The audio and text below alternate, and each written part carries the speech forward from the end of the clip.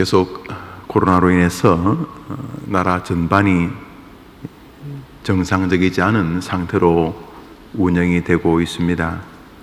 기도하게 되고 또 일부분 염려가 없는 것은 아니지만은 이미 전 세계적으로 모든 나라들이 사람들이 할 수 있는 범위와 할 수 없는 범위 또 일부분 마땅히 받아들여야 될 부분을 이렇게 나누어서 이제 대처하고 있습니다.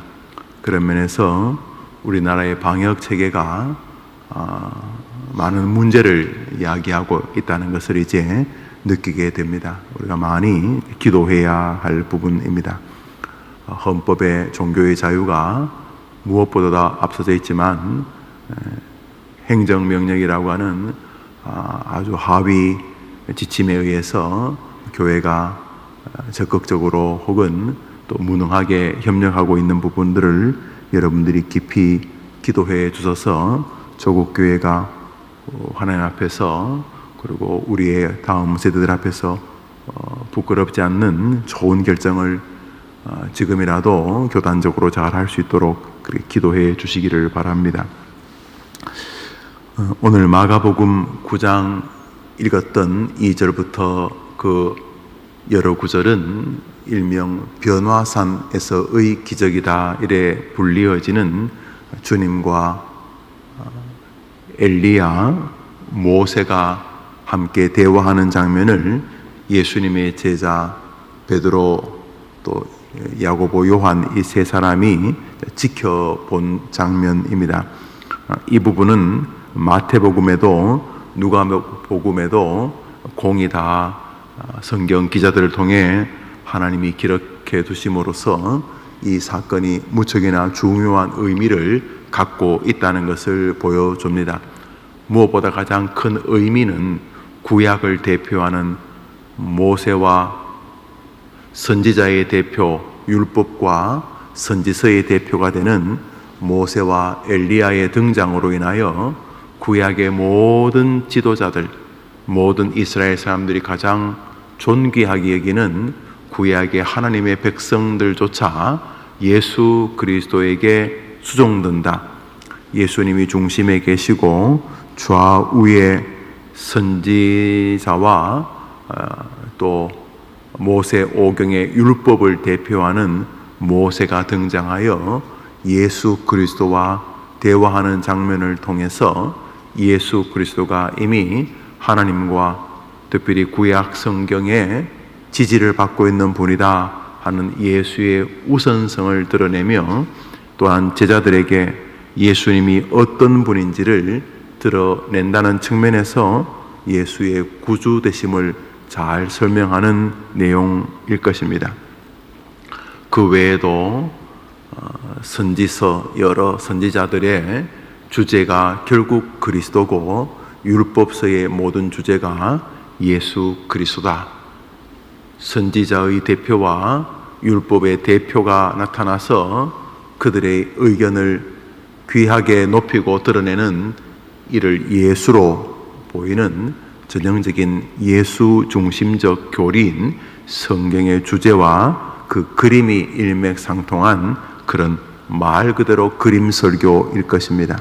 그런데 오늘 아침에 잠시 상고하고자 하는 것은 그 장면 속에서 제자들, 특별히 베드로의 말입니다.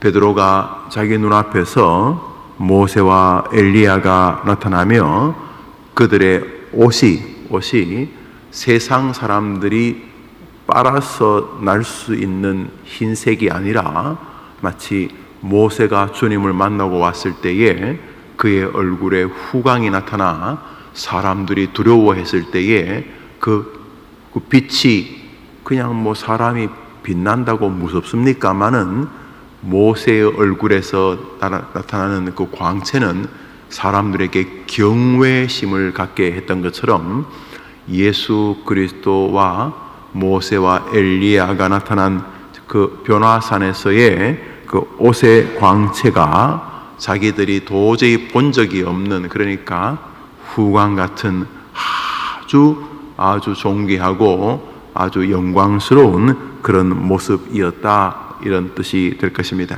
자, 그런 두려움과 놀람 앞에서 엘리야와 그리고 모세의 등장은 제자들에게 영적인 황홀경을 느끼게 했을 것입니다. 여러분 생각해 보십시오.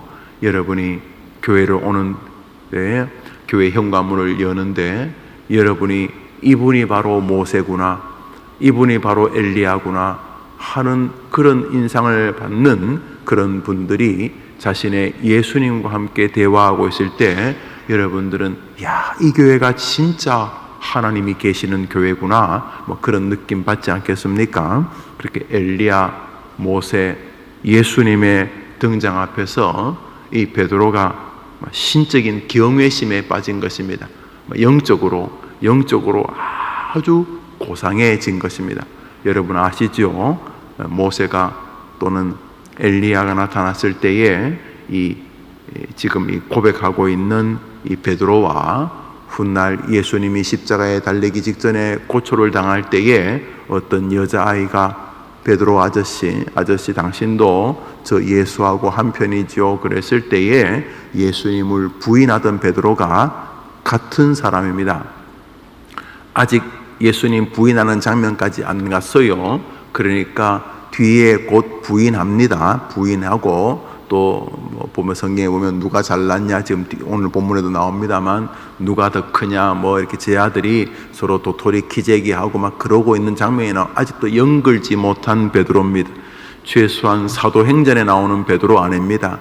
뭐 신학교는 졸업했지만은 우습기 짝이 없는 그런 목사라 그럴까요? 뭐 그런 부목사, 뭐 그런 담임 목사, 아직까지 그저 뭐 신학교만 졸업한 것입니다. 이제 안수받고 그냥 집사님, 장로님 된 거지만 하나님 앞에서 그렇게 탁월하다고 보기는 어려운 그저 예수님 한 몇 년 따라다니면서 베드로가 그냥 그런 정도입니다. 아시죠? 자신의 구주를 부인하고 심지어 저주하고 도망가던 사람 아닙니까? 자, 그러던 베드로입니다. 곧 나타납니다. 그 베드로가. 아직 마가복음 9장에 나오는 베드로도 여전히 왔다 갔다 하는 베드로입니다. 그러나 신적인 경외심, 예수님, 모세, 엘리야 이런 신적인 경외심을 목도하는 영적인 자리에 나타났을 때에, 영적인 자리에 그 영적인 은혜에 압도당했을 때에, 영적으로 충만해졌을 때에 베드로에게 나타나는 현상이 하나 있습니다. 우리 5절을 같이 읽겠습니다. 5절을 같이 읽읍시다. 시작. 베드로가 예수께 고하되 라삐여, 우리가 여기 있는 것이 좋사오니 우리가 초막 셋을 짓되 하나는 주를 위하여, 하나는 모세를 위하여, 하나는 엘리야를 위하여 하사이다 하니, 지금 이 베드로가 이 변화산 위에 올라갔을 때에 모세, 엘리야의 나타남과 자신들의 옷이 그리고 주변이 신적인 경외심에 압도당했습니다. 완전히 신적인 경외심에 압도당했습니다.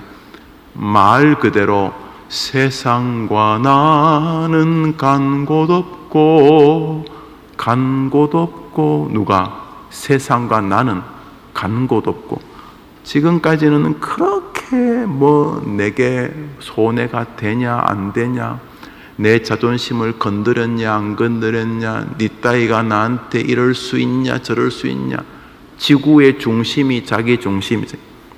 자기 기분 좋으면 오늘 기분 좋은 거고, 누가 자기 성질 건들면 오늘 기분 나쁜 거고, 오늘 누가 자기에게 돈푼이나 주면 기분 좋은 거고, 오늘 열심히 했는데 돈푼 못 벌면 기분 나쁜 거고, 자기 몸이 건강하면 기분 좋은 거고, 자기 몸이 건강하지 않으면 기분 나쁜 거고, 하여튼 세상 만사가 자기 중심을 돌던 사람이었는데, 그런데 오늘 베드로가 노래하는 거, 이 노래 베드로 노래 아닙니까? 세상과 나는 간 곳 없고. 아이고 주님, 저 너무 챙길 필요 없습니다. 아이고 이 몸뚱아리 뭐 살아봐야 몇 년 더 산다고, 아이고 이게 뭐 제가 먹어봐야 뭐 얼마나 더 먹는다고, 아이고 하나님 저 너무 챙길 필요 없습니다. 저야 이래도 괜찮고 저래도 괜찮습니다. 세상과 나는 간 곳 없고 구속한 주만 보이도다. 주님만 높아지면 됩니다. 이것이 나의 간증이요. 주님만 높아지면 제가 뭐 아프리카에서 이름 없이 죽든, 저 중국에서 이름 없이, 저 러시아에서 이름 없이 죽든, 저 시골 어느 이름 모를 섬에서 조그만 교회를 섬기다가 죽든, 주님 저는 너무 신경 안 쓰셔도 됩니다. 이 말 아닙니까? 세상과 나는 간 곳 없고. 베드로가 지금 뭐라 그러냐 하면, 주님 여기가 좋사오니, 여기가 어딘데요? 변화산. 지금 무슨 일이 벌어졌는데요? 예수님 옆에 모세와 엘리야가 나타나 예수님을 수종드는 것입니다. 완전히 영적인 황홀경에 빠진 것입니다.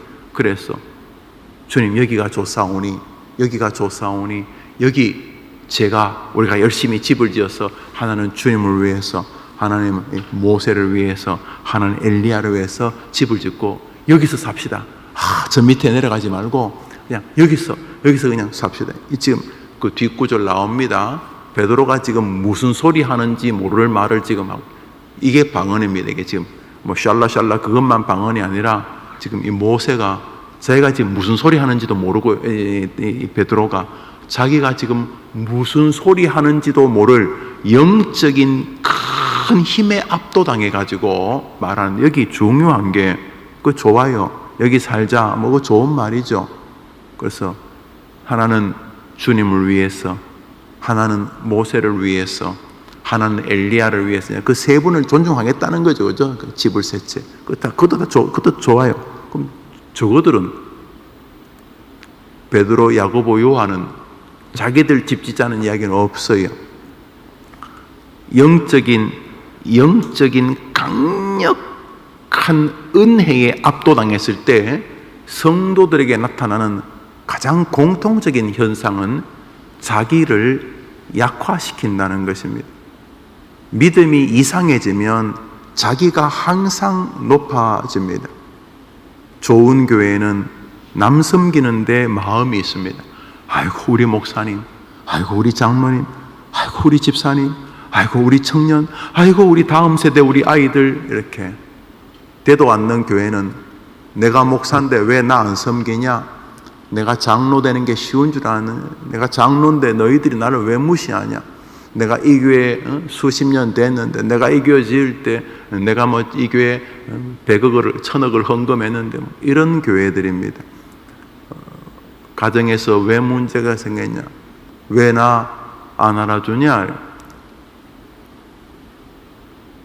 하나님 앞에서 왜 믿음이 문제가 생기냐?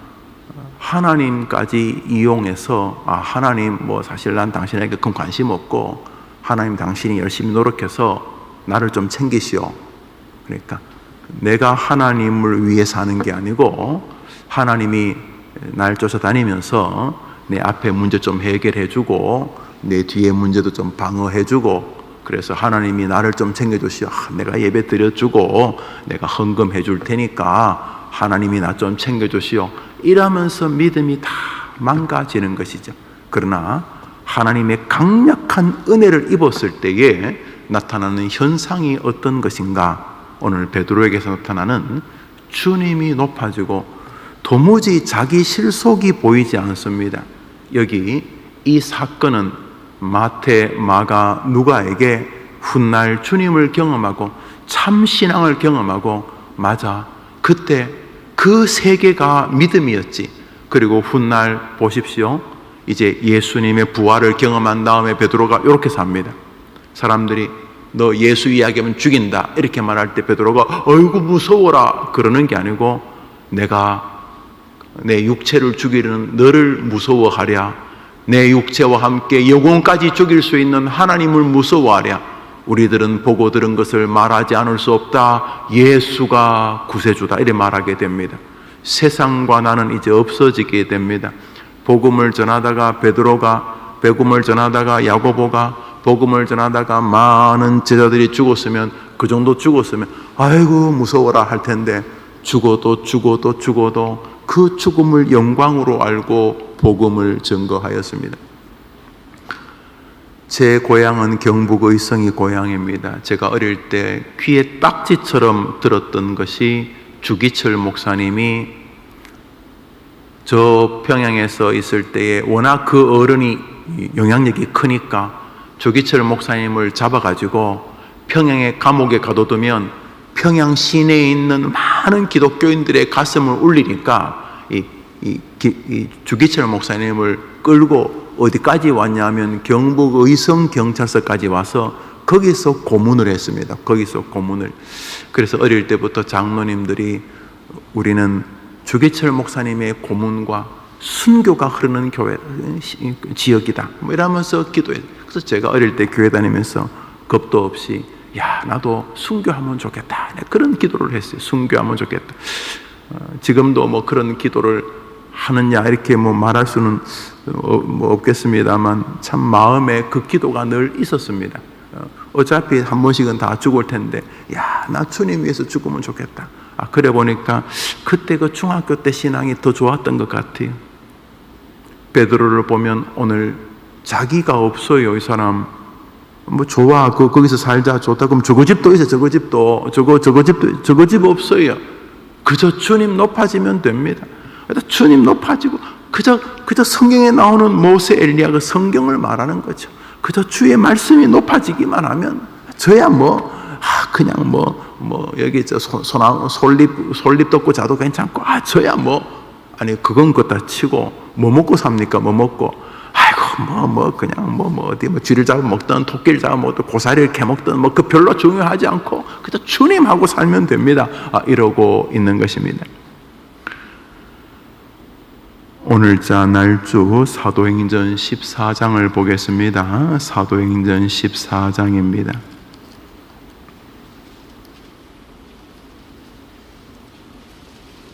12절부터 15절까지를 보겠습니다.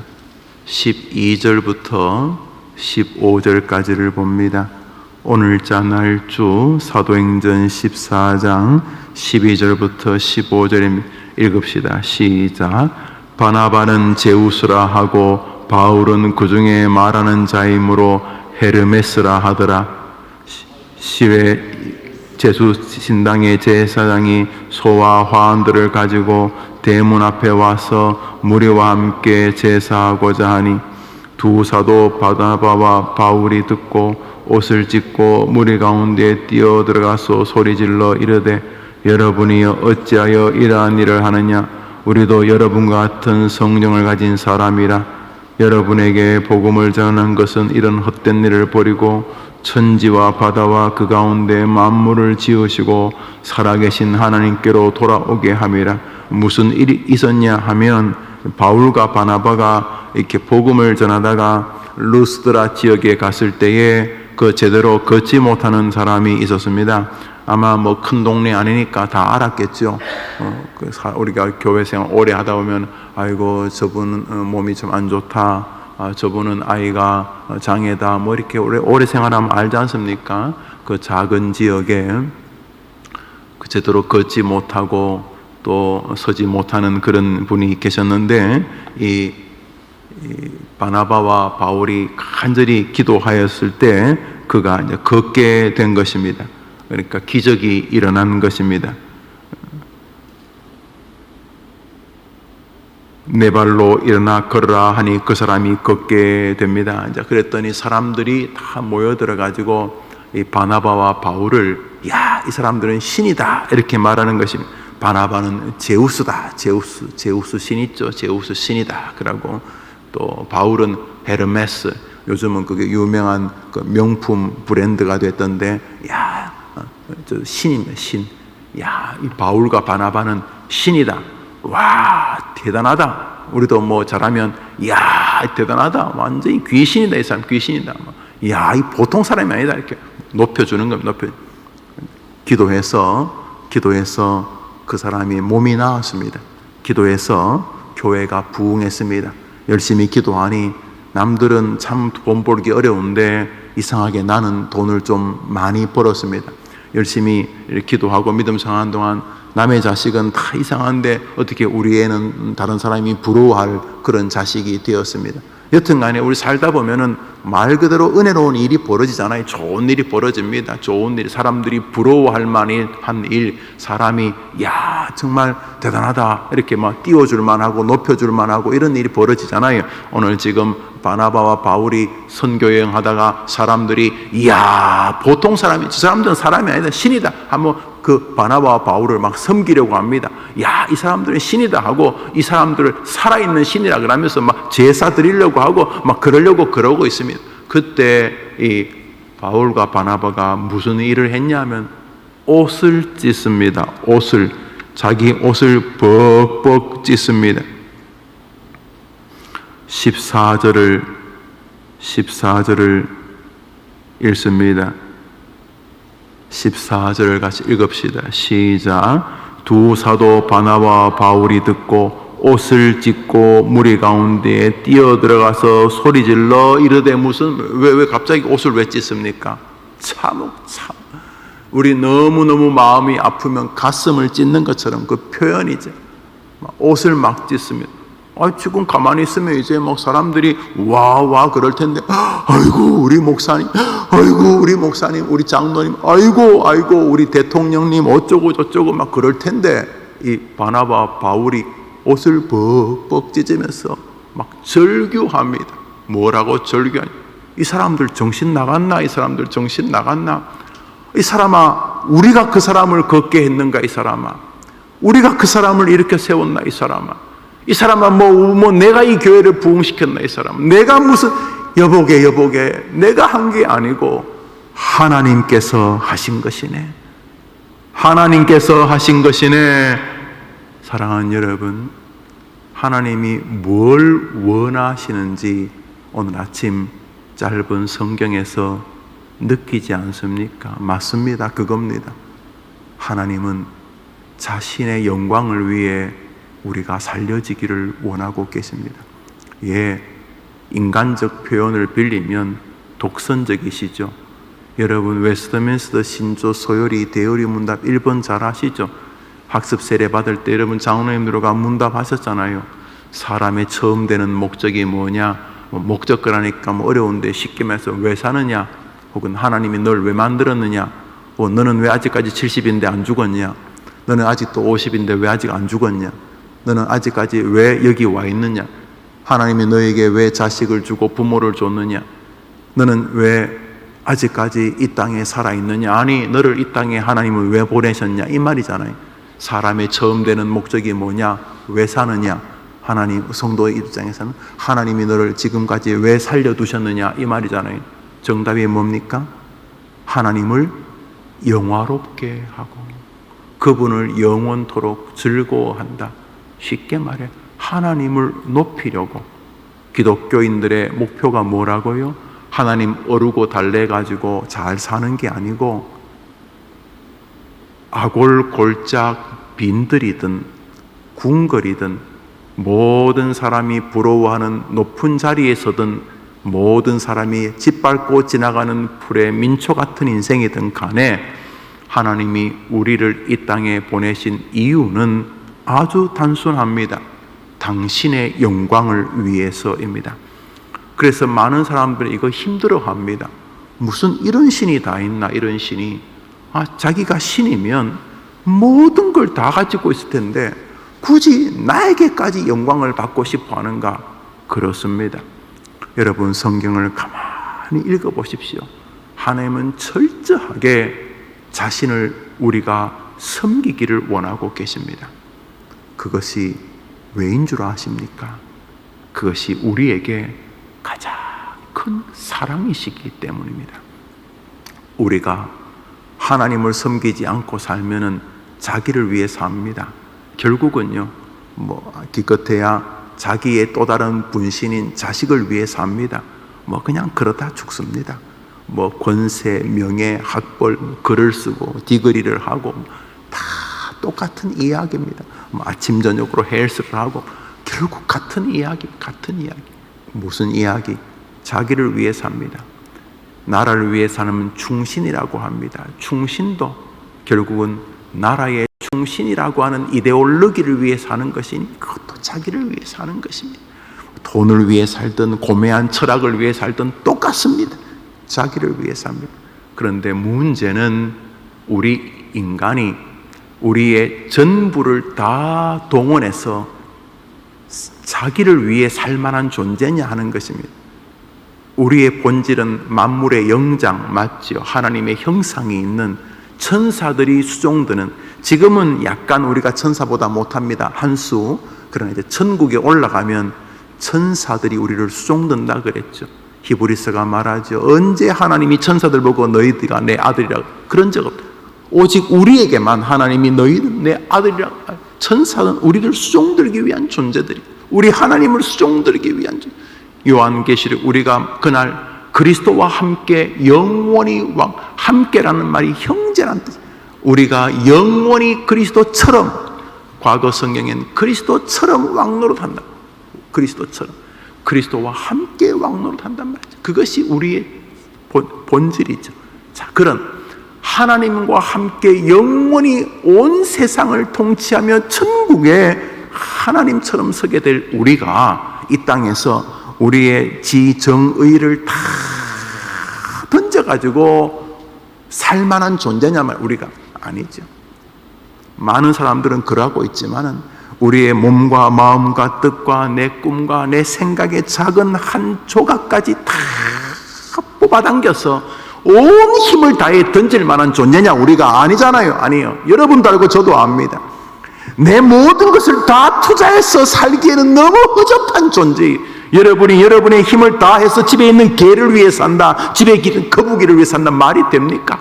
뭐 개를 사랑하고 뭐 거북이를 사랑하고 다 좋지만 우리의 모든 것을 다 뽑아서 그걸 위해 산다는 건 말이 안 되죠. 말이 안 되죠. 세상 사람은 그러고 있죠. 그러고 있는데 우리 하나님 우리를 사랑하신 거죠. 그래서 우리가 이 땅에서 가장 존귀하게 살 수 있도록 우리에게 은혜를 주신 것이죠. 무엇을 위해? 주님을 위해 살 수 있는 축복을 주신 거죠. 그것이 처음에는 속박 같아요. 구속 같아요. 뭘 하더라도 주님이 걸거치고 말이지. 뭘 하려고 그래도 신앙이 걸거치고, 뭘 좀 하려고 그러면 교회가 걸거치고, 뭐 좀 놀러 가려고 그러면 또 도중에 주일이 있고, 이거 뭐 정말 하나님이 내 삶에 이거 너무 걸거친다. 걸거친다고요? 아니옵시다. 주님이 우리 중앙에 계시는 것은 우리에게 영원한 축복이기 때문인 것입니다. 왜 우리 하나님이 우리를 사랑하라고, 하나님을 사랑하라고 하십니까? 몸을 다하고 뜻을 다하고 생명을 다하여 왜 하나님 사랑하라고 하십니까? 그것이 가장 안전하기 때문에, 그것이 가장 행복하기 때문에, 그것이 죽는 날 가장 풍요로운 죽음을 맞이할 수 있기 때문인 것입니다. 그래서 믿음 생활이 어설플 때는 하나님하고 간을 봅니다. 그래서 하나님한테 내가 요만큼 해줄게요. 이렇게 하나님 한쪽 발 이렇게 짚고 이러다 저러다 하면 하나님도 어르고 달래고 뭐 그럽니다. 그러나 믿음이 정상화되어지면, 믿음이 제대로 서게 되면 똑같은 현상이 나타납니다. 주님만을 높이는 것을 기뻐합니다. 사람들이 당신이 신이다 그럴 때 이 바나바 바울이 옷을 찢고 지금 무슨 소리 하십니까? 우리나 당신이나 죄인입니다. 성정이 똑같다는 말은 당신이나 난 똑같은 피지컬한 바디 육체를 가지고 있는 존재라. 무슨 신은, 그 사람을 낫게 하신 분은 우리가 아니라 하나님이십니다. 두 사람은 하나님을 높이게 됩니다. 베드로도 마찬가지였어요. 사람들이 막 베드로를 높이려고 할 때 왜 우리를 주목하느냐? 성전 미문에 앉은 사람을 우리가 이렇게 세웠느냐? 당신들 귀 없어? 은과 금은 내게 없거니와 내게 있는 곳 나사렛 예수 그리스도의 이름, 나사렛 예수 그리스도가 그 사람을 낫게 했지, 나 베드로가 낫게 했어. 이렇게 말하면서 주님만을 높이는 것을 보게 됩니다. 여기 왜 이런 게 기록되어 있다고 생각합니까? 우리에게 그것을 보고 싶으시기 때문인 것입니다. 오늘 먹든지 마시든지 무엇을 하든지 남을 위해서 한번 살아보시면 어떻겠습니까? 어떤 남? 여러분의 전부이신 하나님을 위해서. 오늘 하루 가족에게 가깝다는 이유로 함부로 툭 말 던지지 마시고, 오늘 하루 이제 아침에 가시면 가족들을 만날 텐데 처음 만나는 가족에게도 그 말 한마디에도 그 가족도 중요하지만 옆에서 듣고 계시는 하나님을 기억하고 오늘 하루 우선 가까운 사람부터 대할 때, 생각할 때, 기도할 때, 말할 때 하나님을 기쁘시게 하기 위하여서, 그래서 오늘 하루 열심히 일하시고 열심히 무엇을 하더라도 하나님을 위해서 하려고 하는 동안 하나님이 여러분을 보고 빙그레 웃으시는 것을 여러분의 영혼이 느낄 수 있을 것입니다.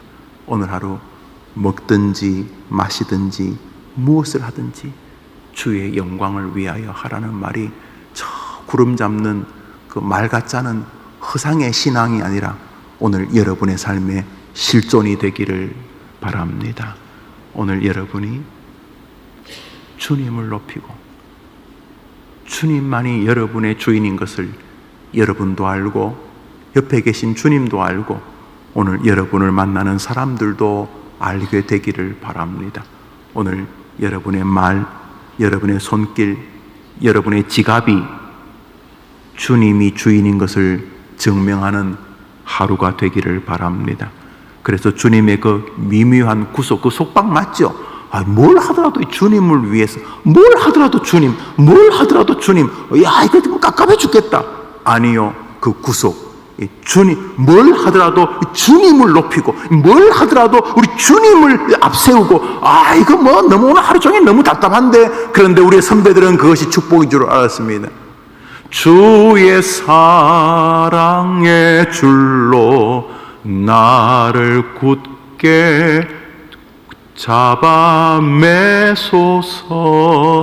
오늘 주님에게 이렇게 묶여져 있는 거, 오늘 뭘 하더라도 주님 중심으로, 야, 저 사람은 참 답답한 사람이네. 저 사람은 말만 하면 교회, 말만 하면 교회. 저 사람은 교회, 저 사람은 일요일날 안 돼. 저 사람은 무슨 저 친구 데려가려면은 하여튼 일요일 빼야 돼. 저 친구는 저 안 돼. 저거 완전히 환자야. 아니야, 여보, 환자가 아니라 그게 나도 복이지만 내 친구 자네들도 복이야. 뭔 소리 하는 거야? 1년에 한 번, 10년에 한 번 가자는데, 여보게, 나는 미안하지만 주일을 예배드려야 돼. 그것이 내게도 복이지만 자네에게도 복이기 때문에 그래야 돼. 저 친구 봐, 말 안 된다니까. 하여튼 저 사람에게는 저 하나님이 제일 중요해. 오늘 하루 여러분이 뭘 하시더라도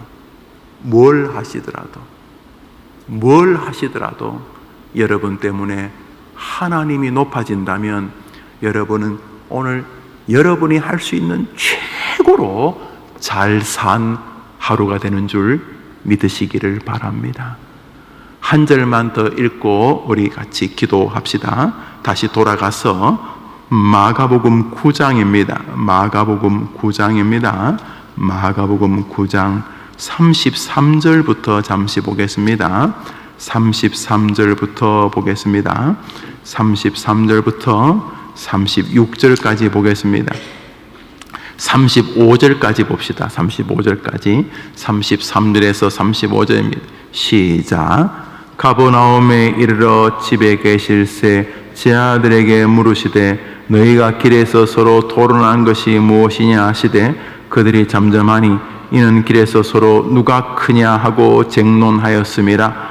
예수께서 앉으사 12제자를 불러 이르시되 누구든지 첫째가 되고자 하는 무사람의 끝이 되며 무사람을 섬기는 자가 되어야 하리라 하시고, 제 아들이 이제 변화산에서 또 내려오니까 다시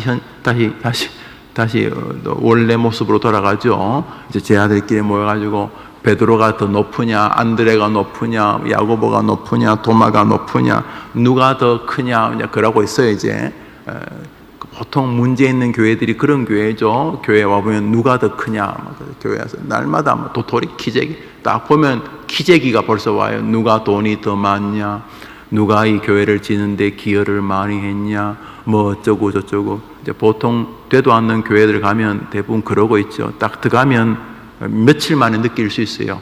그러나 어떤 교회는 가면 주님을 높이고 서로를 높입니다. 대화 속에서 자기 성도들을, 대화 속에서 자기 장로님을, 대화 속에서 확연하게 자기 목사를 높이는 것이 느껴집니다. 목사, 장로, 집사님들의 대화 속에서 교회와 성도를 높이는 것이 느껴집니다. 그게 정상적인 교회죠. 정상적인 교회. 근데 제 아들이 모여가지고 내가 니보다 임마 한 수 위다 임마 이러면서 서로 자기 높이는 거 가지고 혼란스러울 때 주님 말씀하셨습니다. 정말로 높아지려고 하면 낮아지는 것이다. 여러분, 다른 사람 앞에 낮아져도 하나님이 높이신다면 생각해 보십시오. 다른 사람 앞에 낮아져도 하나님이 높으신다면 하나님 앞에서 낮아지려고 하면 얼마나 높아지는 생이 될 수 있겠습니까? 주님 가르친 기도로 우리 예배를 마치고 우리 멋지게 하루를 출발합시다. 하늘에 계신 우리 아버지여, 이름이 거룩히 여김을 받으시오며 나라 임하옵시며 뜻이 하늘에서 이루어진 같이 땅에서도 이루어지이다. 오늘 우리에게 일용할 양식을 주옵시고 우리가 우리에게 죄진 자를 사하여 준 것 같이 우리 죄를 사하여 주옵시고 우리를 시험에 들게 하지 마옵시고 다만 악에서 구하옵소서. 이게 나라와 권세와 영광이 아버지께 영원히 싸움나이다. 아멘. 기도합시다.